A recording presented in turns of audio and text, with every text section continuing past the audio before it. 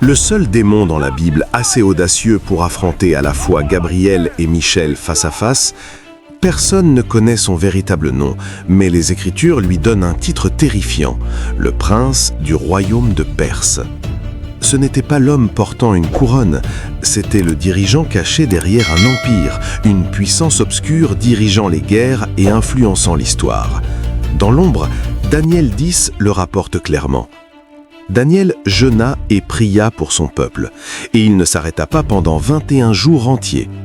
Dès le premier jour où il parla, Dieu avait déjà envoyé Gabriel avec une réponse. Mais dans le royaume spirituel invisible, le prince de Perse attaqua soudainement, saisissant Gabriel comme dans un étau et le retenant pendant 21 jours.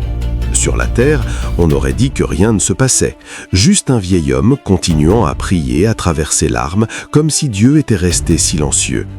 Mais dans les cieux, une guerre avait déjà commencé. Jusqu'à ce qu'un autre nom soit appelé, Michel, le commandant des armées célestes. Il ne vint pas pour négocier, il se lança directement dans la bataille, brandissant une épée flamboyante et entrant en collision frontale avec cette puissance des ténèbres. Le prince de Perse riposta avec toute sa force, mais sous l'autorité des armées du ciel, il fut repoussé encore et encore, jusqu'à être finalement maîtrisé et écarté.